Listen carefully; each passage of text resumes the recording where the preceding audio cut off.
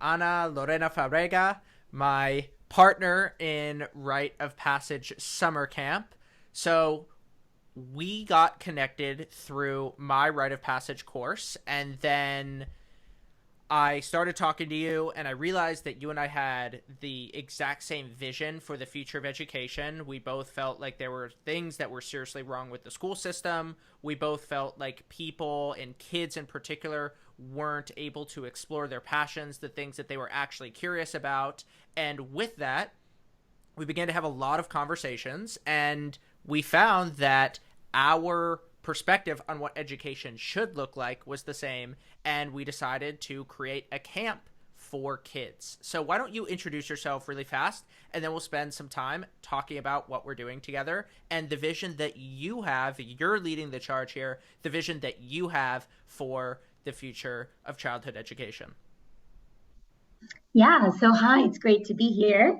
I taught elementary school for 5 years, particularly third and fourth grade, and I really enjoyed working with kids and all the fun part of learning.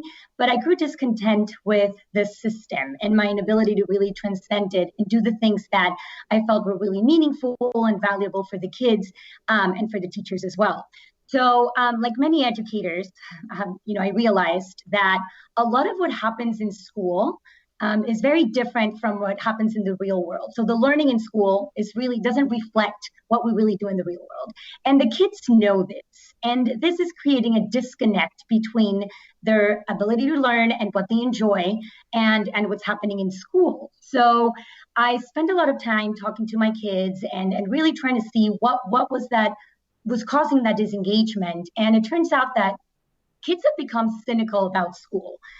They feel like it counts because they have to go to the next grade and they need to do this and that, and they learn how to play the game of school, but they don't really feel like it matters. And a lot of it has to do with the fact that if you talk to kids, especially kids nowadays, and I recently wrote about this, their interests are so broad, and they like things like magic, and they like things like woodcrafting and dancing and bird watching and creative writing and bookbinding and all these things that they don't really get addressed in school. In school, they have to follow a curriculum and learn specific subjects and things that have been already decided for them, and this they don't really see the connection again with what this has to do with their real life. So I just couldn't help but notice that disengagement and how it just became worse as kids grow and they go from one grade to the other. And really the whole purpose of education, when you think about it, is to really help kids become interested in learning on their own. And this is just not happening in school. And I saw it over and over again. So it got to the point where finally last year I decided to leave, and then in search of another creative learning experience where kids really had the chance to explore their passions and the things that they're interested in and come up with problems that they want to solve and solutions and do things that relate more with what they're going to be doing in real life. And when I left, I took your course, like you said, Rite of Passage. And that was really the first time that I experienced online learning, but like in a very lively way, and what it is to learn in a community and receive that support and connect with like-minded people. And it empowered me in ways that I hadn't felt with any school or college. And just a little background about me, I moved a lot as a kid. And I went to, I lived in 7 different countries. I went to 10 different schools, from traditional to conventional, more progressive, religious schools, non-denominational. So I've been around the block when it comes to school. And I went to 2 different colleges, and it was just more of the same thing. And I just never felt empowered. And for some reason, when I was in this Rite of Passage course, I did feel empowered, and I felt like, okay, I'm ready to start sharing and start talking about the things that I really care about. And the community of people pushed me to explore the things that I was interested in. And I couldn't help but think, oh my gosh, what if we bring something like this to kids and really offer them that opportunity to start by the things that they're curious about and then take it from there. So we started talking, we started sharing our views. And yeah, like you said, we realized we have a lot in common in terms of the way we think about education. And then this idea sparked of, why don't we create a summer camp to start with, where kids really get to just join and connect with kids from different parts of the world. There is no curriculum. There's not a teacher telling you what to do, but rather, we're kind of like incentivizing them to explore the things that they like, talk about their ideas, which sometimes, in school they don't really have the chance to really talk about those, and then see what they would come up with. And so that's what we did. And we just did the pilot last week, and it turns out that kids can create amazing things when you give them that freedom to just dig into the things that they're curious about. And automatically you see them working hard without you having to ask them to do it. And that's just something beautiful to watch, and it's very rewarding. And they left, this week and this experience feeling like, wow, there are so many things that I can do on my own if I have the space and the right support and the community of people pushing me to really explore those things that matter to me. So that was pretty rewarding, what we did last week. Cool. So we will sort of go through all that. It's funny, like we hang out so much and just talk so much, but I never actually put the connection together of how many schools you were actually educated in. Like you set some sort of Guinness Book of World Record of just like hopping between Brazil and moving through America and then being a Panamanian citizen. Like you are like Carmen Sandiego, but in a teacher edition. And one of the things that we always talk about, because when you and I hang out, we're just like kids. Like there's no one in the entire world that I'm more immature with than you. Like I'm a total goon. And what you and I do, when we're talking, when we're ideating, we jump between being, okay, David, Nana, we need to be mature adults right now, and we need to have things orderly and well-structured, and that is not where we're good. But then where we're really good is once we can just be kids. And you and I have this thing where we go and we'll basically get into the mindset of a 10-year-old as we talk. And I think that actually leads into this sentence that you said that I think is so powerful. It's like a nuclear bomb with density and meaning, that kids can't be kids anymore. They don't have space to follow their curiosities. They don't have space to explore their intellectual passions. They don't have space to learn on their own.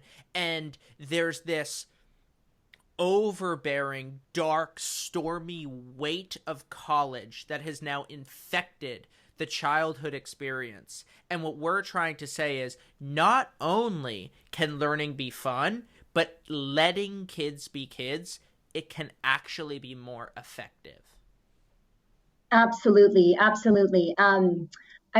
recently came across a quote that said that childhood needs better PR, like public relations, and it's so true. It's so true. If you really sit down and start talking to kids and you start to hear the things that they come up with, and it's just incredible. It's incredible, their ideas. The problem is that they don't have the time or the space to actually explore those ideas and take them further and see where that leads them, because they're stuck for so many years in this conventional places where they have to go through the motions, and they have no space to really explore that creative side that really leads to amazing things.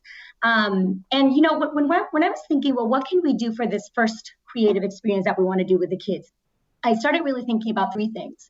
The things that we know about how kids don't learn, the things that we know about how kids do learn, which are very simple. We don't have to go into scientific terms or anything. And then what really is the role of an educator in this whole experience as a facilitator? We know that kids won't learn, and this is for adults too, unless they really care about what it is that they're learning.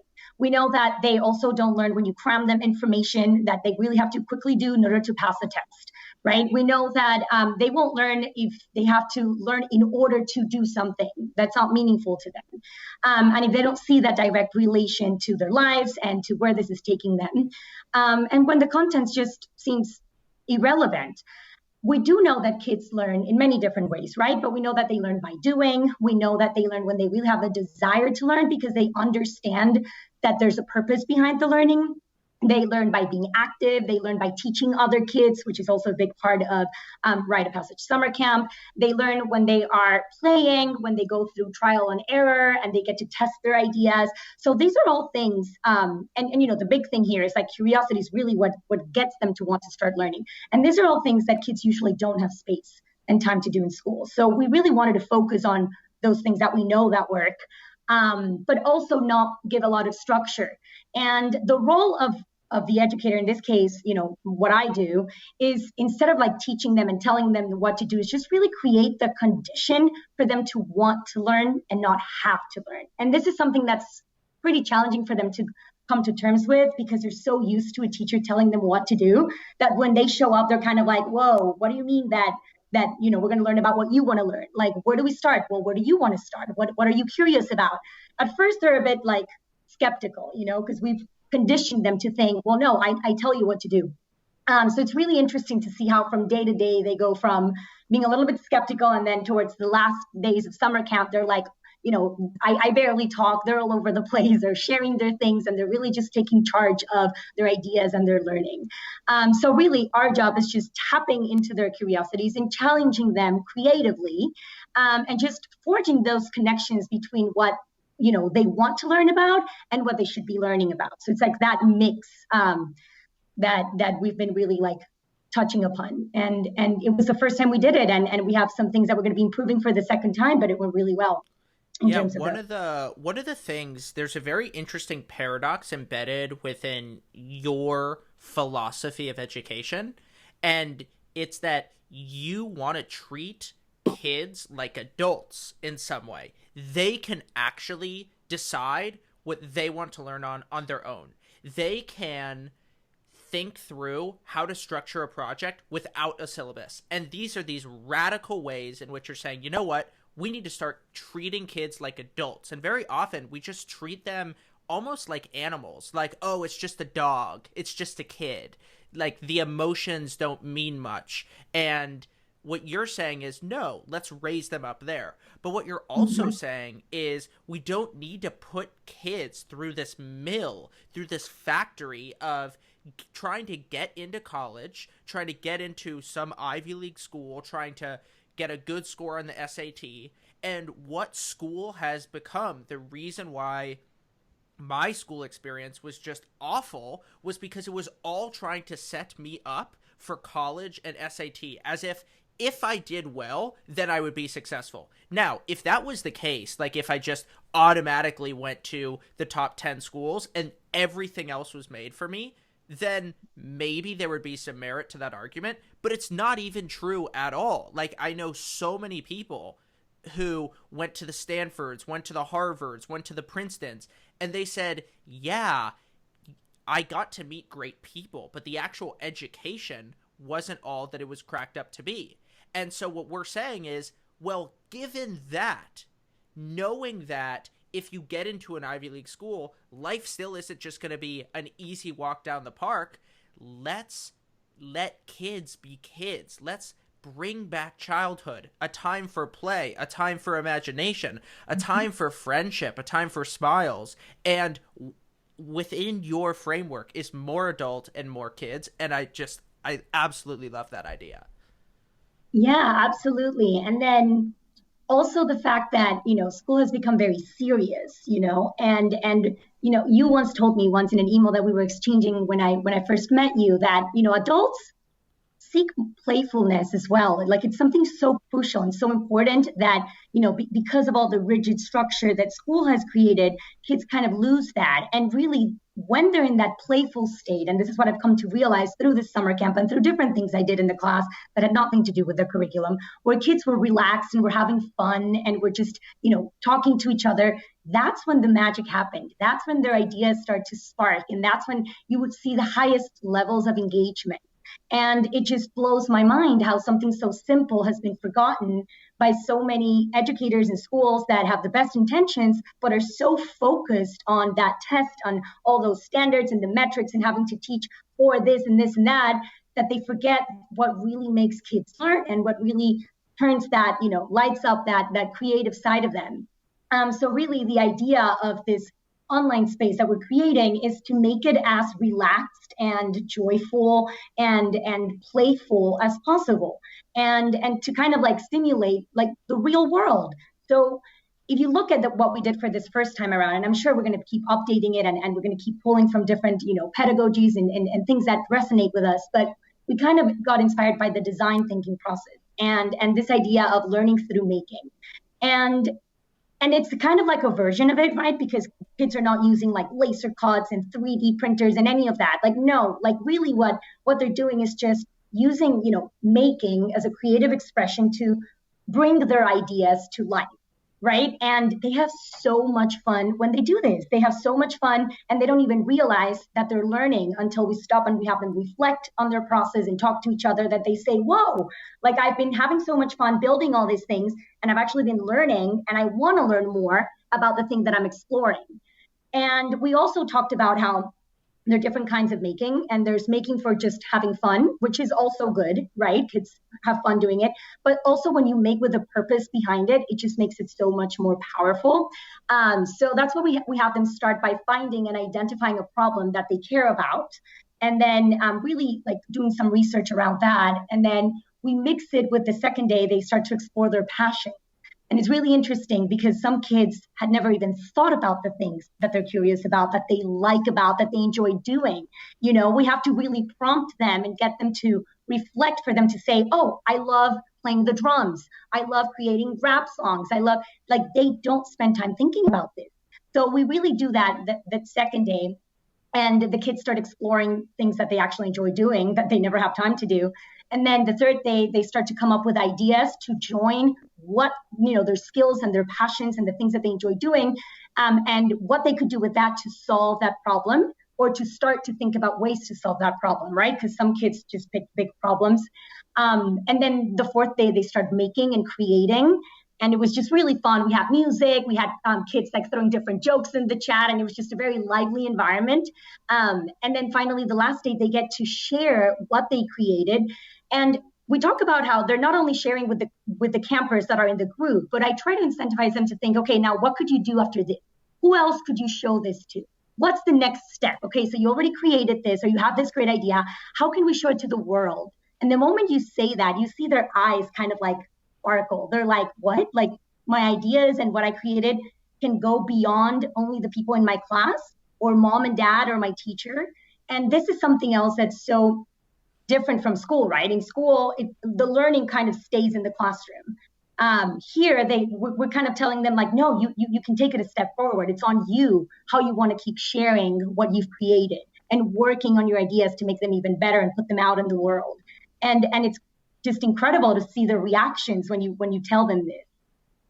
Yeah, that's something that we talk a lot about in Rite of Passage, and something I've realized where this is where writing education goes wrong, in that a lot of writing education, if you talk to the average high schooler, they just hate writing. I hated writing, and I now teach writing. And so if I look at what changed, I spent a decade and a half only writing my essays for one person, the teacher, and other people in the class barely even read what I was writing.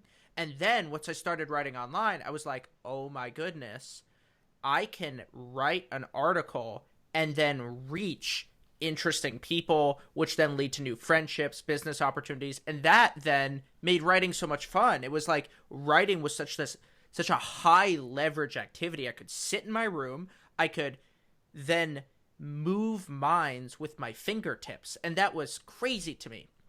But I want to get really specific here. Talk about the way that one student, we don't have to say who the student is out of respect for privacy, but one student, what happened with their problem that they solved?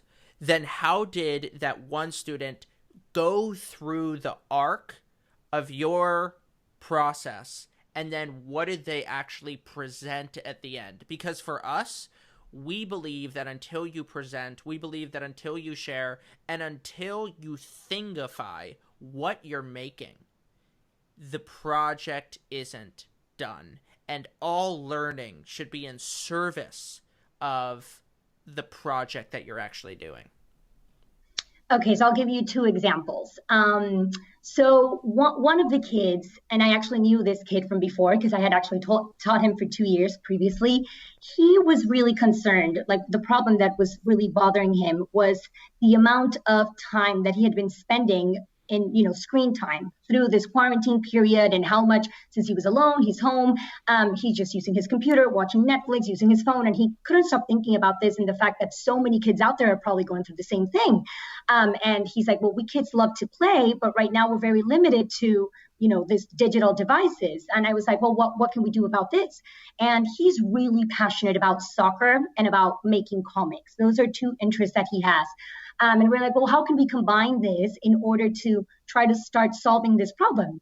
And he said, well, I'm very creative. Like, I like to create things with my hands, and I love soccer. So I'm thinking maybe I'm not playing soccer right now because I don't have a soccer court and I don't have the ball, but maybe I could find recycled materials home and build my own court, and then actually like document my process of how to do this so that I can share it with other kids and they can start doing this at home. And he said, and instead of just doing it, through writing, I'm actually going to create a comic that's going to be funny so that I can engage kids through my comic that I'll make digital, explaining the different steps of the process. So at first it may seem like a very simple idea, and it's not going to solve the entire problem, but he's definitely going to reach out to other boys out there or girls out there that enjoy soccer, that, they say, oh, I can actually grab some recycled materials at home. This is the steps that I need to follow in order to build it. And here's a comic that explains it. And then when he was presenting, another student that was in the class said, you know what, I have a YouTube channel and I have a bunch of followers. I could, share your comic in my YouTube channel so that you could attract more people. So you could see how they started to bounce off ideas and new ideas would start to spark. And he told me at the end, he said, I'm just impressed that something that I can do from home that I enjoy, because again, I enjoy doing this, I like writing comics, can actually go out into the world and I can inspire other kids to do it at home. That feels really powerful. So that's one example. And then the other example that I think about is this girl that I also knew from before. She's very, very passionate about dogs. She has 8 dogs that she's rescued. And she, for many years with her mom, has been doing different things to save dogs and to take them to the vet and different things. But she hadn't found a way to raise awareness about this. And she loves to write, and she's actually a great writer. And she came up with the idea, well, why don't I make a newsletter?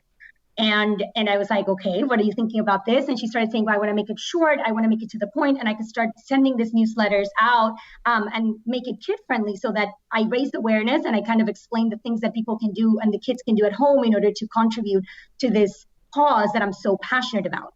And she created her newsletter, and it was incredible. And I gave her some ideas of how she could now turn it digital and start to send it out. And she hadn't realized how much she enjoyed, mixing something that she likes, which is writing, to contribute to the problem that she really wants to solve and the cause that she's really, passionate about.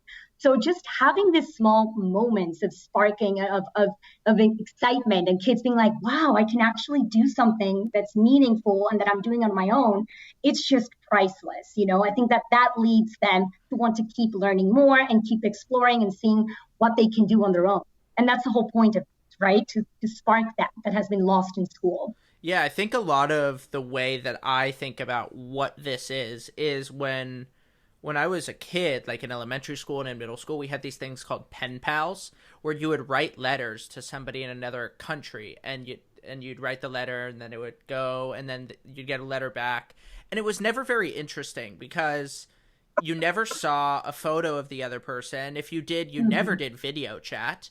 And then even then, you never actually had a meaningful connection with that person beyond sending letters back and forth. Sometimes it worked. Like there were very rare times where 2 people, one from my school, another from the other side of the world, actually became friends.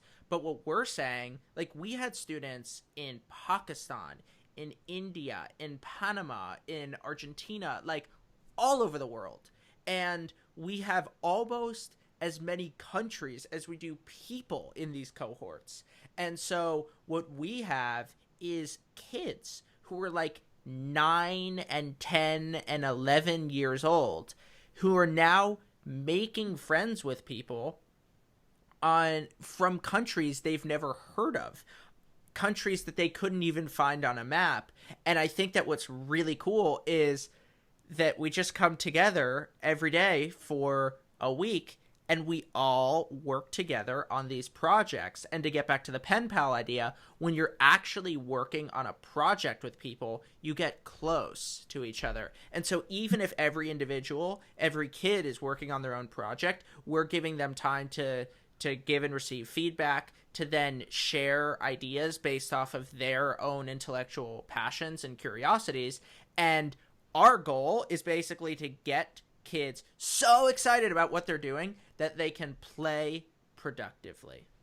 hmm And that actually leads me to the next point, which is at the end, I was talking to the different campers and asking them, well, what do you feel about this? What's something that you would like to see more in the future? Would you like to come back? They all said they wanted to come back. One thing that they did mention was that they felt like maybe 1 week wasn't enough in order to continue forging those friendships and that community that they had become so excited with. They were concerned that last day. They said, well, what are we going to do now? Like, we've met these people, like, how are we going to keep in touch?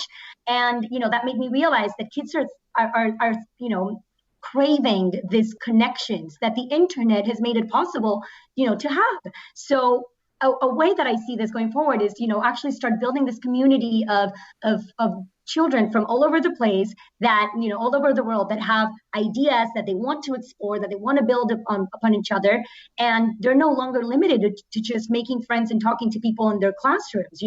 Here there's a place where they can have fun, they can build things, they can talk about their ideas openly without getting in trouble, and bounce off each other ideas and make different friends. So that's definitely something that I want to keep exploring, and that we should keep exploring. To that community is so important in this process of learning about the things that you're interested in. So for sure. Yeah, I think a lot of where I want to take this as we look forward is to give kids the oh my goodness experiences of what it's like to have the internet in your pocket. So if you have a phone, then you have access to all the world's information. You can go on YouTube and start looking at all these tutorials. You can then go on Wikipedia and read whatever you want. And what then begins to happen, and this is one of my strongest beliefs about online learning, is that it inverts the learning process. So in school, you start with the basics, where you start by studying the basics of science. You start by studying the basics of biology, chemistry, whatever it is. You start with the basics in school, and then you expand towards curiosity. On the internet, you start with curiosity and expand towards the basics. So what you do in online learning is you say, ha, that looks interesting, I'm going to go check that out. And then you're like a gold miner. You're like, where is the gold? And you're on this perpetual learning gold rush. It's this adventure. You're walking with your pickaxe. You're finding the different rivers. You're getting together with different gold miners and sharing all this information. And what you're just doing is you're following different rabbit holes that then can lead to gold. And you're digging, and you find things. And then you're like, okay, I'm bored with this. And then you're like, oh, but we heard there's gold over there, actually. And so what I really am excited about is teaching kids how to use the internet so that they can just learn on their own. And you said something very profound earlier in this discussion, where you said that the goal of school should be teaching kids how to learn, both how to love learning and how to go through the process of learning itself. And that's exactly right, because what's happened in the world is we've shifted from information scarcity to information abundance. And now no school, no library, no teacher is better than the best of that thing on the internet. The best school library doesn't have close to as much information as you'll find on Wikipedia. When I was in college, I was like, wait, this is so weird. My very best teachers don't know nearly as much as the best lecturers on YouTube. And so it's about giving kids the agency to go follow their curiosity and be those gold miners. Absolutely. And show them that they have, like you said, the power in their hands. They're just one click away. right? And this is something that again, they are not used to, because in school the teacher is the one showering them with the facts, and this is what you need to learn, and here's the textbook, and then suddenly, like you said, the process is inverted. Suddenly it's, okay, what do you want to learn about? Okay, what can you do in order to learn more about it? Where are you going to search? It's just one click away. And getting them to see that learning happens in different ways. For example, like we were doing, when they're doing a project, this requires for them to plan. This requires research gathering, and they have, to manage their time, and they have to synthesize the information that they're finding, and they need them to work in teams, and they have to use their creativity. And, the list goes on and on of all the skills that they're learning by working on a project. Instead of, like you said, in school, they teach you specifically the skills, and then they say, okay, now go apply them. Here's like, no, you are learning this as you are exploring and working on your projects or on whatever it is that you're learning. And when kids realize this, they realize it's a superpower. They see that they're in control, and that the things that they can learn are just unlimited. And it's incredible when they make that realization. And it's our job to help them realize that, and be there in order to show them how to do that. Yeah, as we begin to close, I want you to tell two stories. I want you to tell the story of your student who grew disenchanted with the education system because he or she said that it's all about just getting to the next grade, and that these kids are realizing that this is just a game of climbing the ladder. And having climbed that ladder myself, and I didn't do great in school, but I went to a good college. I graduated from college, then got to work for a New York ad agency. And I actually have a very good friend, one of my best friends in the world. He was captain of his high school soccer team, then went to Harvard, was captain of the Harvard soccer team, then went to go work for one of the largest private equity funds in the world, one of the top most coveted jobs that you could get coming out of Harvard. 24 years old, looks in the mirror and says, I have won every single game that has been put in front of me by life, and I am miserable. I am doing work I don't like. I'm not healthy. I have friends who are in their 20s with chronic illnesses due to the stress, due to the hours, due to all the time that they spend sitting down. And talk about kids actually coming to terms with this. It reminds me of a quote from an Atlantic article by George Packer. And the quote goes something to the effect of, talking to the seventh grader, 12 years old, saying, the reason why seventh grade is so important is because if you don't do well in seventh grade, you don't do well in high school. And if you don't get into a good high school, well, you don't get into a good college. And if you don't get into a good college, you're not going to have a good job. And then that means that when you don't get into a good college, it means that then you're setting yourself to fail at life. And to have seventh graders begin to think about these ideas, I mean, it's criminal. So talk about that and the quote that you recently told me about, and then talk about, as we begin to close, the experience that you had with standardized testing, where you actually didn't teach to the test when you were teaching. I think this was in Boston. You can tell me what's right or wrong, but I just love this story, and I think it's very true to your philosophy of what teaching should look like and some of the problems with teaching to the test. Yeah, so I'll start with the first one. And the quote that I shared was one student, but really I've had this conversation with many students. And the general, premise that I hear from them is, and this was actually this is a quote from another book, but this is the feeling that the kids have. They feel like they love learning about the things that they're curious about and they like, but they hate school.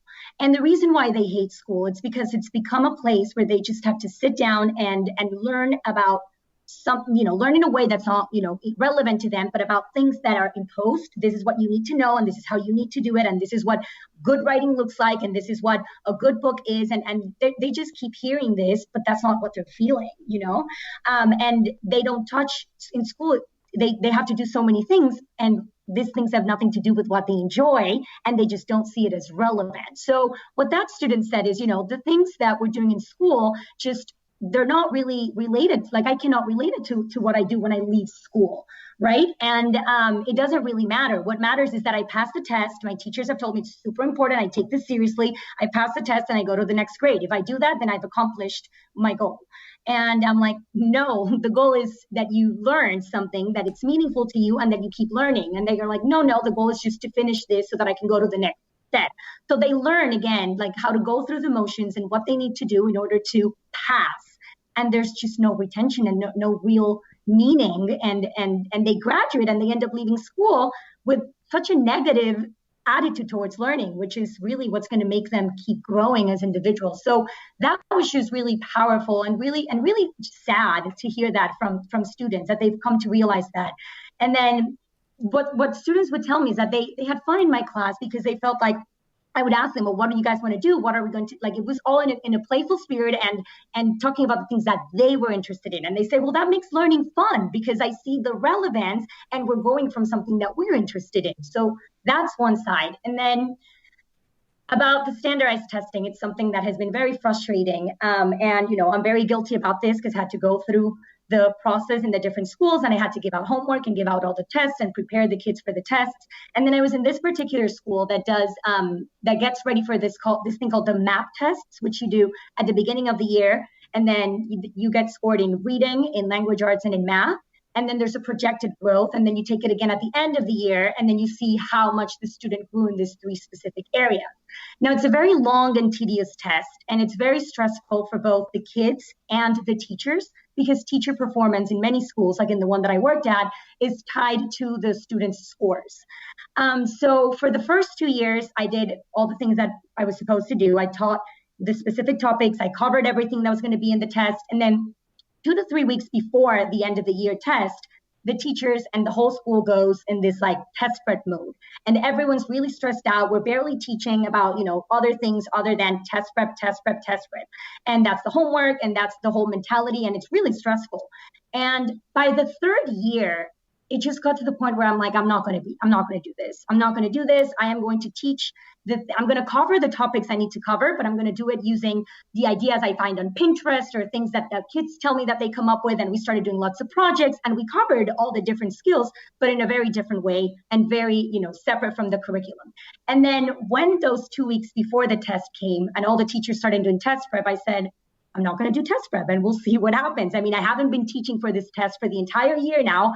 I don't think I'm going to accomplish anything doing 2 weeks of test prep other than stress them out more and make them even more miserable. So no test prep. And then the day comes, the kids take the test. It's 3 different days. And then when I meet with the principal to go over my evaluation and what I've done and how my kids did, she goes, Anna, I have here the list of all the school and how the kids, because kids from kindergarten all the way to 12th grade take this test, which is insane. And she had all the ranking and she said, well, your class scored first place in reading and in math. What is it that you did? And my eyes were just like, whoa. And I told her, I was like, you know what? I actually did not teach from the curriculum. I did not do test prep. And actually she said, tell me what it is that you did. Let's talk about this. And in the next professional development, you can talk about this, what you did with teachers so that they can emulate and replicate this. And I was like, well, if you want to know the truth, I did not really teach from the curriculum. I followed my intuition. We did the things that seemed fun and relevant and things that I felt like kids were actually going to use in real life. And I did 0 test prep. So what do you think? And she was like, well, actually, don't worry about it. We're not going to be sharing this. Thank you for sharing. She was kind of impressed, but not necessarily in favor of me sharing this with other teachers.